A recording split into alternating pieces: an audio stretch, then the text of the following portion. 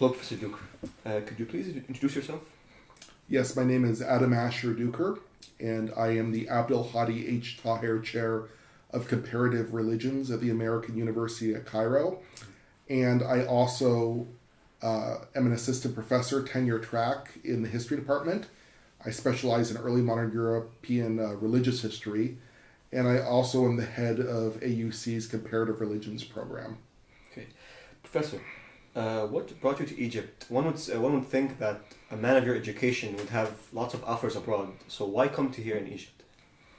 Well, it was late 2015. I was completing my PhD in Reformation history at the University of Notre Dame, a Catholic institution, a humanities-centric, excellent humanities program in South Bend, Indiana. And I saw this opportunity. I knew that I would be completing my PhD shortly, and I applied for this position for a number of reasons. But at the end of the day, I did have some other offers. I could be teaching in the United States right now at fine institutions, but what brought me here to Egypt, as opposed to taking those offers, were really two things. First, to hold an endowed chair right out of graduate school is a singular and very bizarre thing in academia. Endowed chair is a very prestigious position, and this is, to the best of my knowledge, the largest endowed chair in any humanities field anywhere in the MENA region, anywhere in the Islamic world, or in a Muslim majority country. So that's a pretty major position, to be able to teach religion comparatively at a secular university in a country like Egypt, which is so important in this region. I was convinced, and I still am convinced, that the students of your generation, Omar, the students who I interact with this year and last year and in the years since I've been here, some of them are going to go on to very prestigious positions. AUC is a leader in higher education in the Middle East. I know its reputation has suffered a few blows recently by some very poor decisions by senior management and the ramifications of those decisions. But nevertheless, it's still a very prestigious university. It is considered by many to be the elite university in Egypt. And I know that some students that I interact with and that my colleagues interact with are going to go on to prestigious positions. Some of them might serve as MPs or CEOs. Someone from your generation someday will be president of Egypt. And when that happens, I want to make sure, to the best of my ability, that they are able to understand people and their religions on their own terms. I want people to understand what Christianity is and what Judaism is and what Islam is in a comparative context. I want our future leaders here in Egypt to understand Hinduism and Buddhism and and some of the theories behind religion and violence and religion's place in politics. And when you look back at the recent history of Egypt, just 50 years ago, there were 80,000 Jews living in this country. Yes. And today there's 5, maybe 6. And when I say 6, I'm not saying 6,000. I'm saying 1, 2, 3, 4, 5, 6. And I don't want 30 years from now to me to look back saying that I had the opportunity to make a difference in this region and in this country, and I didn't take it. And do you remember back 30 years ago when there used to be Coptic Christians living in Egypt? I don't want that to happen. I don't want it to happen to another people group. I want people to start understanding religion on religious people, even people that hold religions that you don't agree with or that you don't personally hold. I want Egyptians to be able to understand them on their own terms. And there's a lot of challenges in Egypt right now, especially even embedded within the Egyptian constitution in Article 98F. And I want to engage students on this. I want to get them to think critically about religion's place in society and the possibilities and problems inherent within certain religious doctrines. So I came here to build this program, to build a comparative religions program at a secular university in the Middle East. I love building institutions. I love building programs. But I also came here because this was a very prestigious position. Omar, you'll know, because you're graduating soon, I know, that you take a job and you take any position, part of it is you need to make sure that you are taking care of you and your family. Of course, yeah. And for me, I did have other opportunities. One of the major reasons I took this is because it did have this position, this endowed chair, this Abdul Hadi Taher chair of comparative religions. And to be frank, although as important as the program building is, I may not have taken this position. I probably would not have taken this position if it weren't for that title and for what is associated with that, because I did have other offers, and that was the big draw, was to build this program here, and the chair enables me to do that. Well, I'm very flattered. But Professor Duker, you mentioned previously that you're an endowed chair. Could you explain to us what that is? Sure. So I think there's a lot of my students, a lot of people in the broader community that aren't aware of exactly how universities work. Yeah. They tend to think that university professors are more or less like high school students with like the letters PhD after their name, or high school teachers, I should say, and that they think that our main job is just to teach. And that is a very important part of what we do. I love teaching, and you've taken a few classes from me. Yes, I come alive when I teach. It's my passion. You are very charismatic. I love to teach. It's really something I love to do. But that's not a professor's main or only function. A big part of our roles are research and publishing. Now, what an endowed chair allows a university to do is to ensure a position will stay there forever. So a line of research, a line of teaching, a line of service, a particular program will never go away. The way that it works is usually a wealthy individual or a corporation or some entity will donate several $1 million to a university. That money will remain in a savings account, in a stock account, in an exchange. And then the interest generated on that money will go to pay a professor's salary. It'll go to pay his or her research expenses and teaching expenses and program maintenance fees. And then a portion of that interest will also go back into the original pot to generate more interest in the future to keep up with inflation as costs go up. Yes. So it's a prestigious thing because when you attach a donor's name to yours, now in my case, Abdul Hadi Taher endowed my chair. So to be the Abdul Hadi Taher Chair of Comparative Religions, it's considered a very prestigious position. According to the AUC website, endowed chairs are considered among the finest and brightest professors, the most prestigious professors at the university. And it's opened up a lot of opportunities for me to speak at different universities throughout the world, to have scholarly exchanges, and to get my students invited to different organizations, to different different institutions. Even here in Egypt, it's helped some of my students get into graduate school, that they have a professor who holds a significant position writing them letters of recommendation. So there's a major prestige factor to an endowed chair.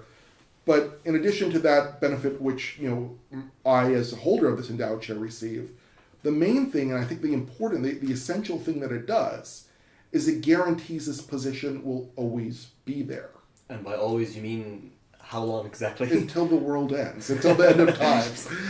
Because this is how it works. If the university decides that it doesn't have any money for a history program next year, they can cancel the history program. They probably will. Well, they might. I hope they don't. But they couldn't cancel this position because that money was given to keep this position here forever. Mm-hmm. And that money never goes away. Mm-hmm. It's the interest generated by that money that pays for everything. Including your salary, field trips, research, everything. Well, no. I mean, it's supposed to pay for the field trips that I take my students on and research and these things. It doesn't. I've never received money for those things. One semester I received a little money and then it went away. Only once in your 3 years? Only one semester in my 3 years here. I lead a very expensive, as you know, field trip every semester. It's called the Sacred Spaces of Cairo field trip. In the past, we visited the Ben Ezra Synagogue. Mm-hmm. For almost all of my students, it's the very first time they've ever entered into a Jewish synagogue. I sing the Shema in the synagogue. I read Hebrew prayers. I show them the Torah, and I read from the Torah. Then we go to the Hanging Church, a very famous Coptic church in Cairo. Yes. And then we usually get coffee or croissants, sometimes with Magda Haroun, the leader of the Jewish community. I usually cover that. And then we go to two mosques, the Al Rafeh and the Sultan Hassan mosques. These are absolutely fantastic Yeah, mosques. they're huge. Yeah. So you've been there. Yes, I've been there before. Oh, they're just fantastic facilities. Now, sometimes my Christian students, my students from a Christian background, will complain that I'm being biased towards Islam because we go to 2 mosques and only 1 synagogue and 1 church. But as you know, when you go to the Al Rafeh Mosque, you can fall over and you're basically Exactly, in yes. Sultan Hassan. If there were 2 synagogues in Cairo right next to each other, we would visit both. But there's a big logistical challenge in bringing this many students to so many, Transportation, otherwise. so many different places. So this is a major expense. My first year at AUC, I paid it myself out of my own pocket, out of my own salary. Since that time, I've had to ask students to contribute. They don't pay the entirety of their own way, but they do contribute a significant degree by paying a field trip participation fee, which is unfortunate because the university has what I believe is over $3.5 million, certainly over 3, in an endowment that's generating hundreds of thousands of dollars of interest each year that's supposed to be going to support comparative religions. But I don't have a TA. I don't have any research funds whatsoever. Nothing at all. No, the operating budget of the comparative religions program, Omar, is 0. 0. Absolutely 0. I have my salary paid for, and I get health and benefits and a few other little things. But they wouldn't buy me a book. So other than paying for your for your money and your salary, they give you nothing else. The comparative religions program does not have a budget. We have 0. We have to apply for everything, and oftentimes we're rejected, Ouch. which is unfortunate because Frank Ricciardone, President Ricciardone, the president of AUC, he oftentimes when he's doing fundraising appeals, when he's speaking at international organizations, he'll mention that one of the things that makes AUC and the education at AUC so distinct compared to other institutions, some of them very fine institutions in our region, is that we teach comparative religions. Yes. And we teach each of these religions on their own terms. I mean, like in a secular setting, basically. Well, yeah, and I'll give you an example. I have several friends who teach at Al-Azhar University. This is the leading theological educational institution for Muslims, some would say, in the entire world. And they have a comparative religions program as well. But they're only allowed to cover 3 religions. Judaism, Christianity, and Islam. Yes. And when they cover Judaism and Christianity, they're not allowed to assign any books ever written by Jews or Christians. They can't read the Bible. They can't read the Torah. They can't read the Talmud or any Christian theological writings. They can only read Islamic apologetical literature on why those religions are wrong. Which is, you really don't understand a religion if you're just learning a little bit about it so you could show them why they're wrong. In contrast to your course where you try to teach religions from their own point of view. Look, when I teach Judaism to my students, I am Rabbi Duker. Yes. When I teach Christianity, I am your pastor. And, this next week in my world religions class, we're going to start Islam, I'm Imam Duker. And then I'll be your guru when we get to Hinduism. This is something I really care about, if there is a Hindu student in our classroom, and unfortunately Hinduism is not a legally recognized religion in Egypt, but if there was one, I want him or her to feel that I am faithfully representing their religion by the way that I teach it. Yes. That, sure, this professor is using academic language and academic theories that I wouldn't get in my temple or my ashram, but I recognize what he's doing and what he's portraying as a legitimate expression of what I believe and what I do. And I want that for all of my religions. And I want my students to be able to confront, if you're a Christian, I want you to be able to interact with Jews and understand the Jewish perspective. And if you're a Muslim, I want you to understand that Buddhism is a religion and not just kind of a hippie lifestyle like so many of my students here think it is. It's a major world religion. 7% of the world's population is Buddhist. Over a billion people, Yeah, so these are things that I really want to do here. And what makes AUC unique is that we have this program. This is something that we care about as part of the core curriculum. Frank Ricciardone, our president, he speaks of our students as customers and clients. Yes, we've heard about that before. Yeah, so he tells us faculty that we need to be more customer focused or client focused. Now, I would tell President Ricciardone, I don't have customers or clients. You can tell him right now if you want. I don't have customers or clients. I have students. I care about my students. But if you were to take this sort of market-based approach that he insists upon, this sort of transactional, casual approach, well, then my classes are sold out. You know, I'm a very popular professor on You campus. are actually.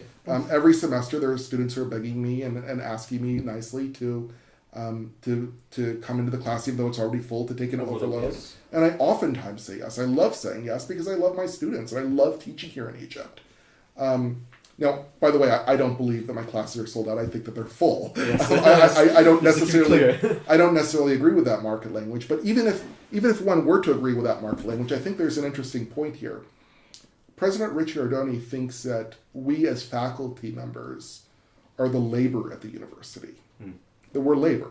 Not faculty. Right? Yeah, basically, no. I mean, he sees us as just employees. And he's told us that we are employees of the parents, of the students, and of the Board of Trustees. We're not employees. He's an employee. We are the faculty. We are the university. But, you know, if you want to see us as some sort of a cog in a corporation, he sees himself as a CEO and us as labor. That's a wrong way of looking at it. If you want to use a market analogy, we're the product. We are what you are selling to students. Exactly. Yeah. Access to my mind, access to my class, access to what I can do for you in terms of critical thinking skills and other sorts of academic discipline skills that will help you in your career, will help you in your life, will help you to become an educated person. They're selling access to me. And what, unfortunately, under President Richard Ardoni's leadership, he has taken several initiatives that lower the value of the product that he's offering to students. Yes, and recently he's also been, how should I say this, voted against by the Senate and the faculty and such. Yeah, we recently had a general faculty meeting and there was a vote of no confidence. Were you part of that meeting? I was not there. I was not able to attend. There was a motion in my department to get rid of the language that the Abdul Hadi Tahir chair existed on that same day, so I was preparing for that meeting. But 90% of my colleagues, 90% had a vote of no confidence in Frank Richard Ardoni. That's a huge number. Yeah, so President Richard Ardoni does not have the confidence of the faculty. He does not have the trust of the faculty. And then I think the next day or the next week, the faculty senate met. And the Senate voted on an 80 to 20% ratio a formal resolution of no confidence. Because President Richard Ardoni does not believe the faculty have rights, that we have a place of leadership in this institution. He doesn't believe that he needs to honor our contracts. One of the contracts he especially doesn't believe, he and the provost, both, Provost Abdel Rahman, they especially don't believe that they need to honor my contract, specifically the Abdul Hadi